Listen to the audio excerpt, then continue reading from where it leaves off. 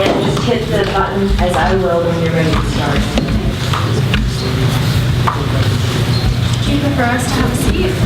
What do you prefer? I mean, keep in mind that you've been invited back. There's no PowerPoint or slides, so if you're comfortable sitting, it would probably be the way that you would be relating to. Oh, and make sure you tell me who I am, because you'll be talking to that sort of abstract of whatever I am. Okay. And make sure you identify, and this is for all of you, make sure you identify, even though I've seen it, make sure you identify if you're a consultant, say up front that you've done that. And it makes sense to, introduce ourselves. Of course. My name is Monica. Monica, Nice to meet you. Thank you. Hernan, nice to meet you.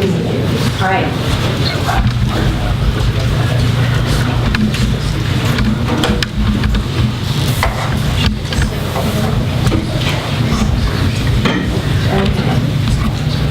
So do you have your, I just want to prove that I can do this, and then I need to reset it.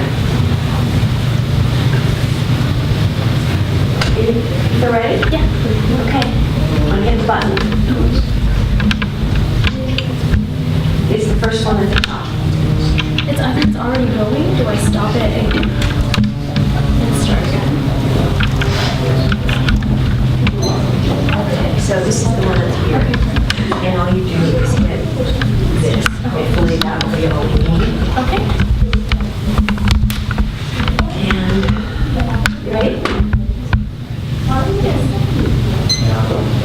Hi, good morning. I will begin by informing you, the Uber Board of Directors, that Uber is facing a major ethical issues that are very crucial to your company.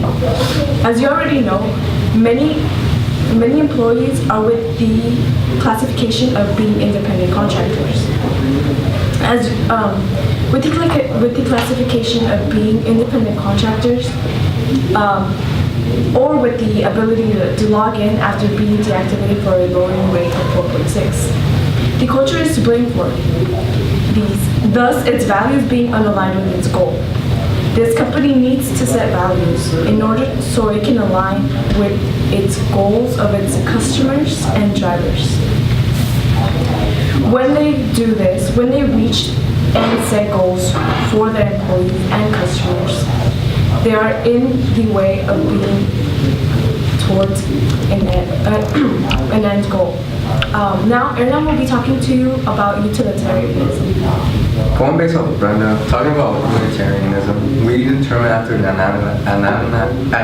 analyzing, we determined that this ethical approach is more suitable for the board of Uber to benefit most people in the company by providing this benefit to all employees in the company, even though they're classified as independent contractors who have no benefits. Giving them incentives like some kind of benefits like dental or health will give them a more value. They will feel more committed. They will feel like they're contributing to the company. They're worth something. They're not just like people. They're gonna feel like they're included, their family. They're depending on.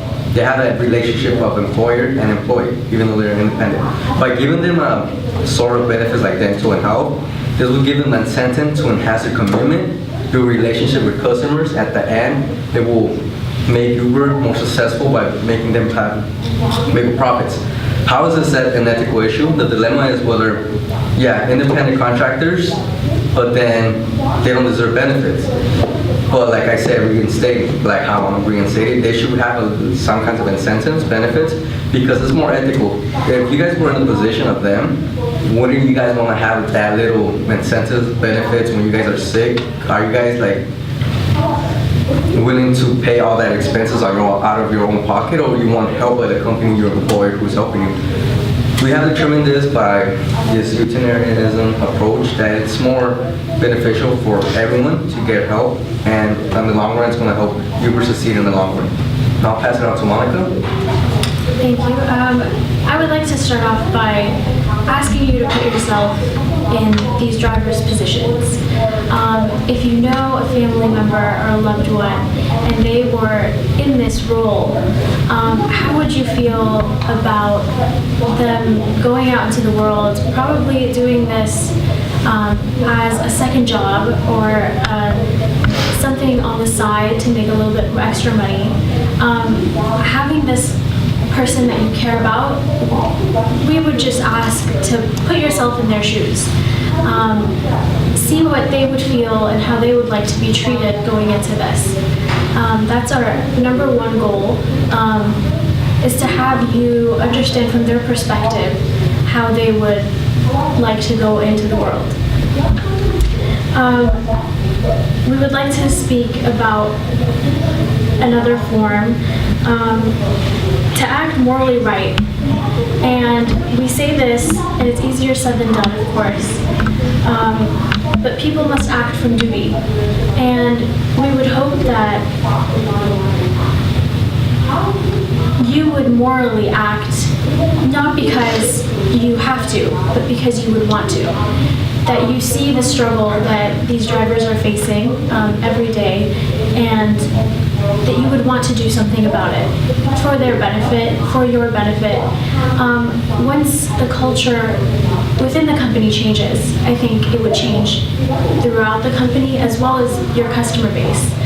Giving a motive and giving the right kind of attitude to your customers will allow them to come back into the company and feel like they are welcomed, they know what this company stands for, and they are more likely to support.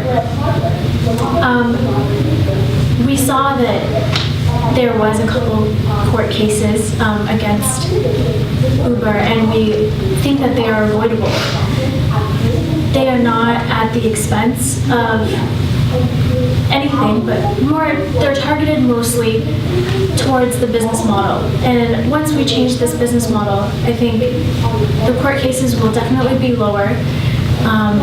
We won't have as many problems within the company, and of course, it'll affect the entire outcome. We want to see that the consequences of actions that make them right or wrong affect the motives of the person who carries out the actions. So as Uber, as being the person that carries out these actions, we critically ask and believe that Uber owes a duty to its drivers. Drivers carry most of the cost of the job. For example, they pay for the gas, they pay for the daily or weekly leases. They also pay for vehicle maintenance, car registration, and the cost of the car itself. Yet, Uber just provides an interface and collects up to 30% of all total income. For an Uber driver, of course, 70% is not a great deal once you take in all these expenses. That is something that we would like you to think about. Uber might rationalize this, of course, and say that many of its drivers prefer to be independent contractors rather than employees because it gives them flexibility. This is a great point, of course, but they would also like the incentives. They would like to have benefits. Something simple that we can implement, as we said earlier, is providing just a little service, giving them something back. An Uber driver doesn't really have much other than, to drive, and they do not get paid for overtime. A little something that we would like to implement would be to have, as an Uber driver, if you are not currently working and you would like to take an Uber, perhaps get a discount rate. I think this would be a great way to start the company, to give them an incentive to participate, not only to drive, but to also become a passenger, see how it would feel, and it would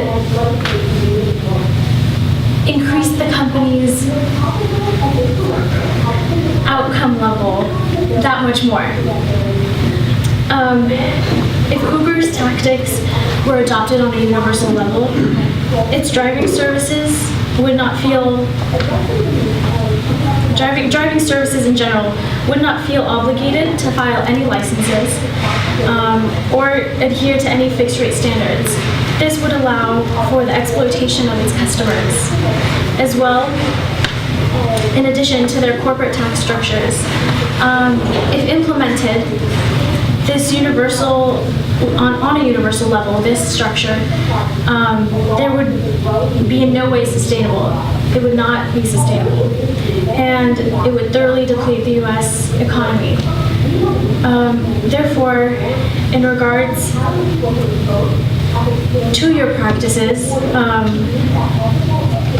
we believe that you do owe a duty and should take this duty seriously in order to move forward and succeed as a company and eventually do go public and start your initial public offering at a strong rate. We want to thank you for having us, and if there's any questions, let us know. Thank you.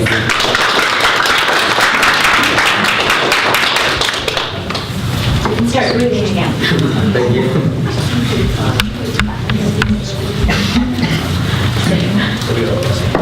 You all are breathing, right?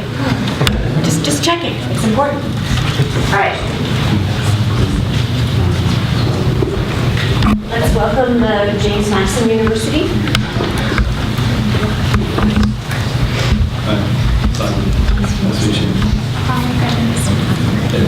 Nice to meet you.